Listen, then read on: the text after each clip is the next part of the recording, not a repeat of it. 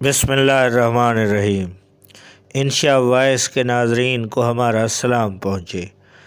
ناظرین، راجہ خان انسپیکٹر تھا۔ جب شیخ مجیب الرحمن کو گرفتار کر کے جیل میں رکھا تو شیخ مجیب کی جاسوسی کرنے کے لیے راجہ خان کو قیدی کے طور پر شیخ مجیب کے ساتھ رکھا گیا۔ راجہ خان شیخ مجیب کی جیل کہانی کا عینی شاہد اور رازدار رہا ہے۔ اس نے اپنے انٹرویو میں اہم رازوں سے پردہ اٹھایا ہے۔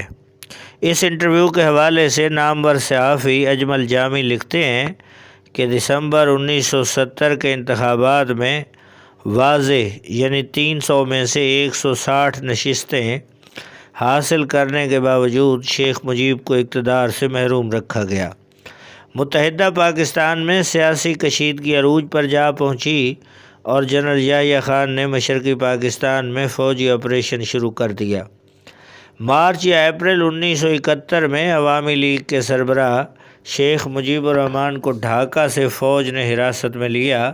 ہوائی جہاز کے ذریعے انہیں پہلے کراچی پھر چکلالہ لایا گیا اور بعد ازاں میاں والی جیل کی ایک کوٹھڑی میں قید کر دیا گیا۔ ان دنوں راجہ انار خان شاہی قلعہ لاہور کے تفتیشی سیل میں اسپیشل برانچ کے سب انسپیکٹر تھے۔ اس وقت کے ڈی ایس پی شیخ عبد الرحمن راجہ خان کو میاں والی لے آئے، جہاں انہیں شیخ مجیب الرحمن کی نقل و حرکت پر نظر رکھنے کے لیے قیدی کا روپ دھارنا پڑا۔ راجہ خان اپنی رودات بیان کرتے ہوئے کہتا ہے کہ اس سیل میں کشمیر سے تعلق رکھنے والا ایک اور شخص ایوب بھی تھا۔ مجھے ایک قیدی کا روپ دھارنا پڑا اور یوں ایک مشقتی کے طور پر شیخ مجیب الرحمن کے سیل میں داخل ہوا۔ راجہ خان کہتے ہیں کہ چند ہفتوں تک تو شیخ مجیب الرحمن انہیں مشکوک سمجھتے رہے، لیکن وقت گزرنے کے ساتھ ساتھ وہ مانوس ہو گئے اور پوچھا کہ کیوں بھائی یہاں کس جرم میں پہنچے؟ میں نے جواب دیا، بابا ہم نے ایک لڑکی کو اغوا کیا تھا، 3 سال قید ہوئی ہے، اس لیے اب آپ کی خدمت میں بھیج دیا گیا ہے۔ سیل میں ایک برآمدہ تھا، چھوٹا سا صحن جہاں صرف ریت تھی، ایک کچن اور شیخ مجیب الرحمن کے سونے کے لیے ایک کمرہ تھا۔ ایوب اور راجہ خان مل کر شیخ صاحب کے لیے کھانا پکاتے اور راجہ خان کے بقول شیخ مجیب الرحمن عموماً چپ رہتے۔ جیل میں انہیں ملکی سیاسی حالات سے بالکل بے خبر رکھا جاتا۔ اخبار، ٹی وی، ریڈیو، حتیٰ کہ خط و کتابت تک کی بھی اجازت نہ تھی۔ مجیب مچھلی اور مٹن شوق سے کھاتے، پائپ پیتے تھے اور ایلن مول کا تمباکو استعمال کرتے۔ وہ اپنی دھوتی اور بنیان خود دھوتے، اردو روانی کے ساتھ بولتے اور کچھ لفظ پنجابی کے بھی سیکھ چکے تھے۔ شیخ مجیب الرحمن کبھی کبھی ماضی میں کھو جاتے اور کہا کرتے تھے، راجہ خان ہم نے اپنی جوانی اور کیریئر پاکستان کے لیے صرف کر دیا، ڈھاکہ سے چٹاگانگ اور مضافات تک کشتیوں میں سفر کرتے اور پاکستان کے قیام کا پیغام عام کرتے رہے۔ وہ موجودہ سیاسی منظرنامے کا ذکر کرتے ہوئے افسردہ ہو جاتے۔ چند ماہ بعد انہیں ساہیوال جیل منتقل کیا گیا، جہاں سے انہیں فیصل آباد سینٹر جیل لایا گیا۔ ان دنوں 71 کی جنگ شروع ہو چکی تھی۔ بھارتی فضائیہ کے چند گولے جیل کے قریب گرے، جس پر شیخ مجیب نے پوچھا، یہ کیا ہو رہا ہے؟ راجہ خان نے بتایا، قریب ہی فضائیہ کی رینج ہے، مشقیں کی جا رہی ہیں۔ راجہ خان بتاتے ہیں کہ خطرہ تھا کہ کہیں بھارتی فضائیہ جیل پر حملہ نہ کر دے، لہذا انہیں پھر سے میاں والی جیل منتقل کر دیا گیا۔ فیصل آباد قیام کے دوران جیل ہی میں ان کا ٹرائل شروع ہو گیا تھا۔ وہ پر اعتماد طریقے سے ٹرائل میں پیش ہوتے، لیکن انہیں یقین تھا کہ ٹرائل کا فیصلہ ان کے خلاف آئے گا۔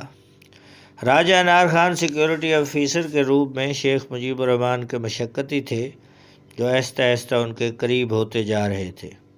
ایک بار جب راجہ خان نے ان سے عوامی لیگ کے بارے میں سوال پوچھا تو شیخ صاحب نے تاج الدین، جو بعد میں بنگلہ دیش کے وزیر اعظم بھی بنے، ان کے بارے میں تحفظات کا اظہار کیا اور کہا کہ انہیں خدشہ ہے کہ وہ بھارت کے ساتھ مل کر کوئی چال نہ چلے، لیکن ساتھ ہی انہوں نے کہا کہ ایسے سیاستدانوں کو پارٹی کی ضرورت بھی ہوتی ہے۔ میاں والی جیل میں چند روز قید کے بعد انہیں چشمہ براج کیمپ میں لایا گیا اور یہاں سے پھر انہیں سہالہ پولیس کالج کے آفیسر ہاسٹل میں منتقل کر دیا گیا، جو ان کی پاکستان میں آخری قیام گاہ ثابت ہوئی۔ راجہ انار خان کے بقول سہالہ میں ان کے کمرے کی کرسی میں ٹرانسمیٹرز نصب تھے اور آپریٹر کے ذریعے ان کی تمام نقل و حرکت اور گفتگو ریکارڈ کی جاتی تھی۔ شیخ صاحب کی رہائی کے لیے حالات سازگار ہو رہے تھے۔ سقوط ڈھاکہ کا واقعہ پیش آ چکا تھا کہ ایک روز بھٹو صاحب انہیں ملنے کے لیے آئے۔ انہیں بھٹو صاحب کے ذریعے ہی تمام تر واقعات کا علم ہوا۔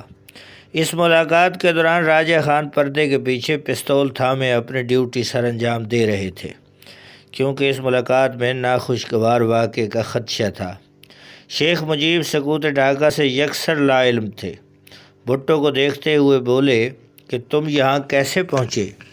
بھٹو صاحب نے بتایا کہ میں اب civil chief martial law administrator ہوں اور پاکستان ٹوٹ چکا ہے۔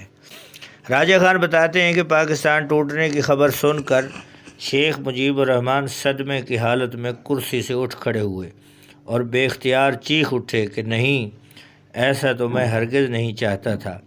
بھٹو صاحب، ادھر ہم ادھر تم تو آپ کہا کرتے تھے، میں نے تو ایسا کبھی نہ چاہا تھا۔